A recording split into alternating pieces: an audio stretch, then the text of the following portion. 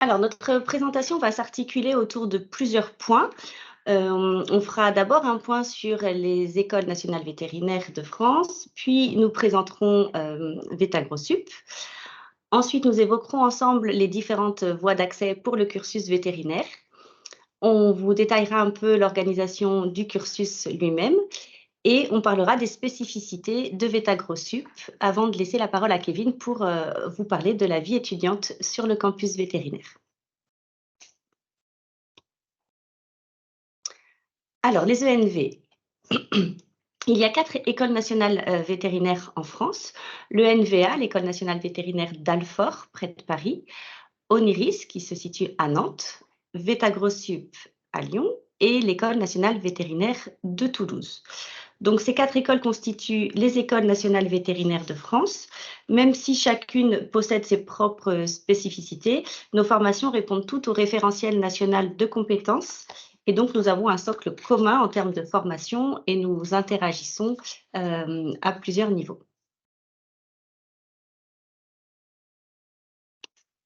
Alors, VétaGrosSup est un établissement qui se compose de 2 campus et qui propose 3 cursus. Sur le campus de Clermont-Ferrand, VétaGrosSup forme des ingénieurs agronomes, un peu plus d'une centaine par an. Et VétaGrosSup forme des vétérinaires, ce sont des promotions de 160 étudiants. Sur le campus vétérinaire, il y a également ce qu'on appelle l'ENSV, c'est l'École nationale des services vétérinaires, qui forme des ISPV, des inspecteurs de santé publique vétérinaire. Alors, je vais faire un petit focus sur l'historique. L'école vétérinaire de Lyon a été la première école vétérinaire à être créée en 1761 par Claude Bourgelat, qui a créé quelques années après l'école vétérinaire d'Alfort. À la fin du XVIIIe siècle, l'école s'est installée sur les quais de Saône, dont vous voyez la photo ici. Pour la petite histoire, ce bâtiment abrite aujourd'hui le Conservatoire de Lyon. En 1978, l'école a emménagé sur le site actuel qui est situé sur la commune de Marcy-l'Étoile, en face du parc de la Croix-Laval, pour ceux qui connaissent. Et pour ceux qui ne connaissent pas la région lyonnaise, Marcy-l'Étoile, c'est une petite commune d'environ 4000 habitants qui fait partie de la métropole de Lyon et qui se situe environ à une douzaine de kilomètres de l'ouest de Lyon.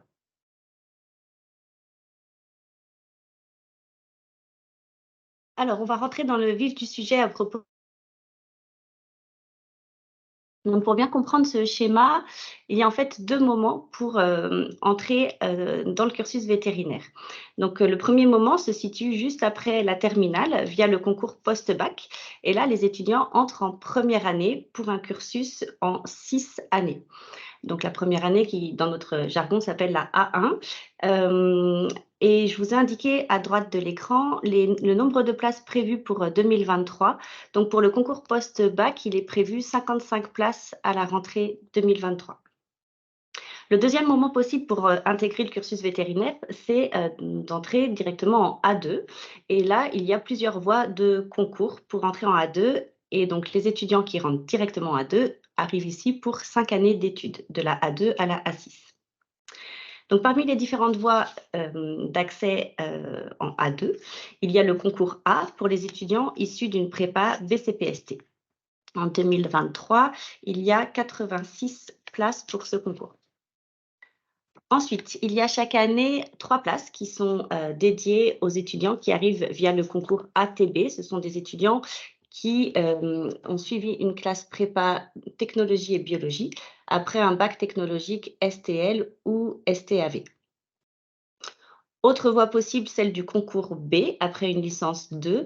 L'année prochaine, il y aura 15 places de réservées pour ce concours. Ensuite, donc 20 autres places sont réservées aux étudiants qui passent le concours C après un BTS ou un DUT et une classe prépa ATS Bio. Donc, on a un concours un peu particulier, le concours D, qui intègre chaque année, un étudiant intègre l'école par cette voie de concours. C'est souvent une reconversion parce que les étudiants sont déjà à un niveau avec un diplôme d'état de docteur en médecine ou un diplôme de master à dominante biologie.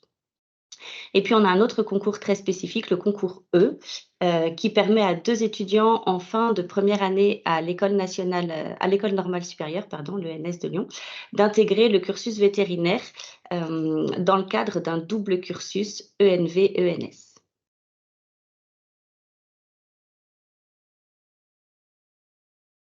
Alors, si on regarde un peu plus dans le détail le cursus vétérinaire, voici comment ça s'organise. On retrouve sur le schéma, donc ici, les 6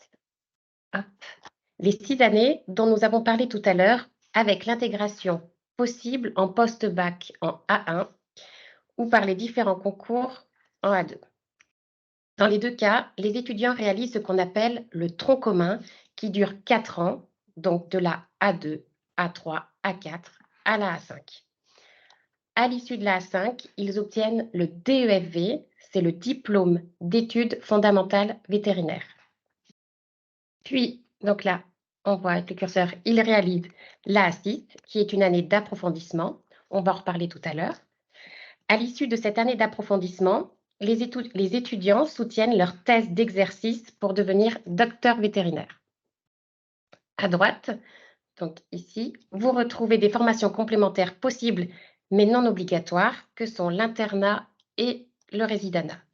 Hélène va vous en dira quelques mots un petit peu plus tard dans la présentation.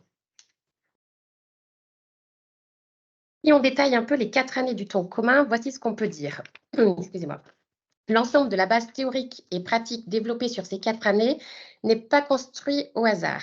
Il permet aux étudiants d'atteindre les 8 macro-compétences du référentiel national vétérinaire, qui est également appliqué dans les autres écoles nationales vétérinaires. Pour atteindre ces compétences, l'établissement propose aux étudiants une formation déclinée en UE, ce qu'on appelle des unités d'enseignement. Chaque année, les étudiants doivent valider l'ensemble des unités d'enseignement pour passer en année supérieure. Donc, en termes d'organisation, en A2, les cours et travaux dirigés de ces unités d'enseignement sont répartis ainsi. Donc, c'est cours le matin et TD et TP l'après-midi. Tandis que ici, en A3, on voit que c'est l'inverse.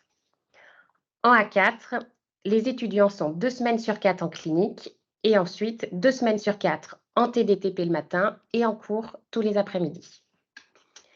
Et enfin, ici, en A5, on voit qu'ils sont à 100% en clinique au sein de notre centre hospitalo-universitaire vétérinaire.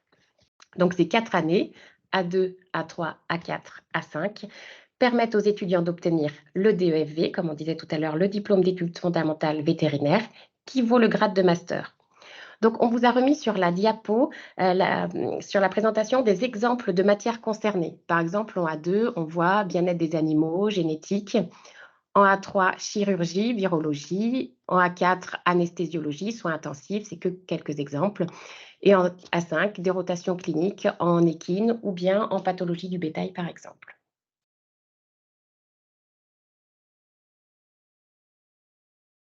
Alors, concernant la A6, qu'on appelle aussi l'année d'approfondissement, cette année, elle est choisie par les étudiants de manière totalement individuelle à l'issue du tronc commun, donc comme vient de l'expliquer Elodie, à l'issue de la A5. Alors, à VETA-Grossup, les étudiants peuvent choisir de faire leur année d'approfondissement dans une filière clinique qu'on dit pure, c'est-à-dire unique, c'est-à-dire par exemple la clinique des animaux de compagnie, dans laquelle il y a aussi une option NAC pour les nouveaux animaux de compagnie. Les étudiants peuvent choisir aussi la clinique des équidés, la clinique des animaux de production.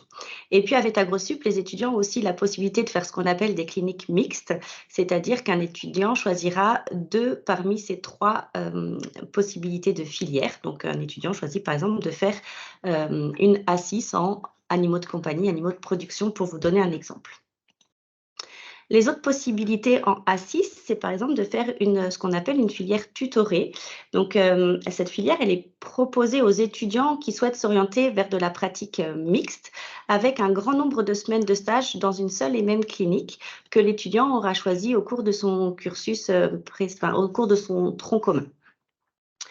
Certains étudiants optent pour une année d'approfondissement un peu différente et peuvent s'orienter, par exemple, vers la santé publique vétérinaire à travers le cursus qui est proposé à l'ENSV. D'autres vont prendre le chemin d'un master spécifique. Ce sont des profils d'étudiants qui s'orienteront ensuite plutôt vers la recherche ou l'industrie. Avec AgroSup, pour vous donner un exemple, les étudiants peuvent choisir de faire le master MCSVL, donc ça veut dire Management et Communication des structures vétérinaires libérales. C'est un master qui est proposé à l'IAE de Lyon et que les étudiants combinent avec une des 3 filières cliniques. Alors voilà, une fois cette A6 validée, les étudiants soutiennent leur test d'exercice vétérinaire. Et donc, une fois que les deux sont accomplis, A6 et test d'exercice, nos étudiants sont diplômés, obtiennent le diplôme d'état de docteur vétérinaire. Alors, pour compléter, parce que ce sont des formations qui existent, mais ce sont des formations non obligatoires. La plupart des étudiants s'arrêtent au diplôme d'état de docteur vétérinaire, mais certains peuvent avoir envie de continuer. Et donc, il existe la possibilité de faire un internat. C'est une formation intensive sur 12 mois, là aussi dans une des 3 filières. Donc, l'étudiant choisit de faire un internat, par exemple, en animaux de compagnie. Et puis, pour ceux qui veulent aller encore plus loin, il y a la possibilité de faire un résidanat en 3 ans. C'est une formation qui est ciblée sur une discipline clinique précise. On fait par exemple un résidanat en chirurgie des animaux de compagnie. Et là, donc, c'est une préparation en 3 ans pour un diplôme de spécialiste.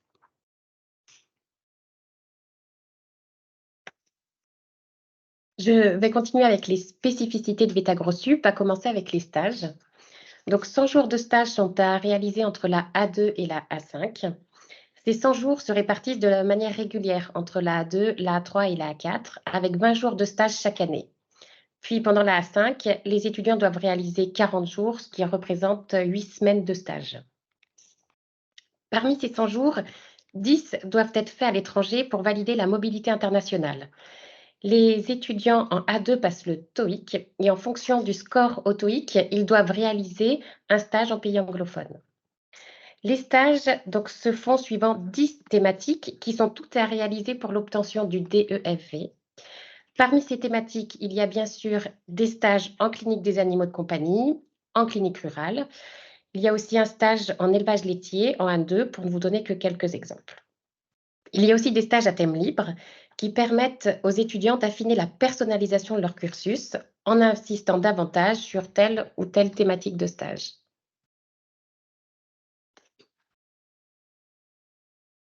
Alors, autre spécificité de VET-AgroSup, la personnalisation du cursus. Donc, si la formation est commune à tous les étudiants pendant les 4 années de tronc commun, comme on vient de l'expliquer, une part qui représente en fait 10% du cursus global est proposée aux étudiants pour de la personnalisation du cursus. Donc, l'objectif, c'est de permettre vraiment à chaque étudiant de construire son propre projet professionnel. Alors, pour cela, plusieurs options s'offrent à nos étudiants pour personnaliser leur cursus. Il y a aujourd'hui tout un catalogue de cours optionnels qui est proposé à VET-AgroSup et les étudiants peuvent choisir, pour vous donner quelques exemples, de suivre un cours en apiculture qui ne fait pas partie du tronc commun, qui est vraiment une option possible. Ils peuvent aussi faire plus de cours en médecine préventive pour ne vous donner que quelques exemples de ce qui est proposé. Ils peuvent aussi aller suivre des cours dans d'autres écoles sur Lyon. On a par exemple un réseau partenaire qui permet à nos étudiants d'aller suivre des cours, par exemple, à Sciences Po Lyon ou dans une école d'ingénieurs comme l'école centrale. Ils peuvent aussi, pour personnaliser leur cursus, faire des stages complémentaires. Donc, ça veut dire, au-delà des 100 jours de stage obligatoire dont vient de vous parler Elodie, certains étudiants vont avoir envie de faire encore plus de stages et de les valoriser à travers cette personnalisation du cursus. Nos étudiants sont également très investis dans les associations et clubs de l'école et il leur est possible de valoriser cet engagement étudiant à travers leurs enseignements personnalisés. Et donc, par exemple, un étudiant va valoriser le fait d'être président d'un club ou d'une asso de l'école à travers ce système-là. Une autre spécificité de VET-AgroSup est l'accent mis sur l'organisation en clinique. Alors, on peut voir dès la A3, les étudiants peuvent aller en salle de simulation pour s'exercer aux premiers gestes infirmiers sur des peluches et des mannequins. À VET-AgroSup, nous avons par exemple un mannequin de vache pour s'entraîner à faire un vélage, par exemple. On a des chats et des chiens en peluche pour s'entraîner à refermer une plaie. Cette même année, ils intègrent les cliniques de l'école pour une découverte sur quelques matinées. En A4, en A4, les étudiants sont en clinique le matin, comme je le disais tout à l'heure, pendant 2 semaines, puis en TD les 2 semaines suivantes. Et enfin, en A5, comme je le disais également tout à l'heure, les étudiants sont 100% en clinique. Donc, je laisse maintenant la parole à Kevin Contard, qui va vous présenter la vie étudiante à VETA-Grossup. Donc, avec AgroSup, la vie étudiante s'organise autour de 3 grands piliers. Donc, on a tout d'abord le bureau des étudiants, le cercle Bourgelat, qui va organiser et gérer les différents clubs et associations de l'école. Et ils organisent un grand nombre d'événements. On a aussi le Cercle olympique Bourgelat. Là, c'est le bureau des sports, donc qui propose une très grande diversité d'activités sportives. Grosso modo, quel que soit le sport que vous aimez, vous aurez la possibilité de l'exercer avec AgroSup. Ça va de la natation au sport collectif, au ski, la randonnée, etc. Et enfin, on a les élus étudiants qui, eux, sont les interlocuteurs entre les étudiants et l'administration. Donc, les étudiants sont à la fois représentés au conseil d'administration de l'établissement, au conseil de l'enseignement et de la vie étudiante, qui là va gérer toute la partie plus scolarité, et également au Conseil national de l'enseignement supérieur et de la recherche agronomique, agricole et vétérinaire, le CNESERAV, qui est une instance au niveau du ministère de l'Agriculture. Et les étudiants peuvent également être impliqués dans différents groupes de travaux au sein de l'établissement, et notamment pour les accréditations vétérinaires. Alors, si je vous parle un peu plus des clubs et associations de l'école, donc on a une très très grande diversité de clubs. Chaque espèce animale a son club. On a un club pour les abeilles, pour les vaches, pour les moutons, pour les poules, pour les animaux de compagnie, pour les chevaux. On a aussi des clubs en lien avec la profession vétérinaire, des clubs artistiques. Si vous aimez la musique, la danse, le théâtre, etc., vous aurez la possibilité de vous épanouir dans ces clubs. On a des clubs culinaires, si vous aimez les frites, la bière, le vin, le fromage. Il y a des clubs qui vont proposer des soirées à thème, par exemple. Et donc ensuite, au niveau des lieux de la vie étudiante, il y a tout d'abord la résidence étudiante, donc qui se situe directement sur le campus et qui permet de loger les étudiants. Alors, il y a des places qui sont réservées pour les néo-entrants, donc à la fois pour les A1 et pour les A2. On a également l'imprimerie qui permet aux étudiants d'imprimer leur thèse, leur poly de cours, etc. On a la COP qui est un petit magasin qui est géré directement par les étudiants, qui permet de se fournir en bottes, en cottes, en tenue de clinique, en thermomètre, etc. Et enfin, on a la cafette et le foyer qui sont des lieux conviviaux et des endroits où les étudiants peuvent se retrouver pour manger, pour passer des soirées conviviales.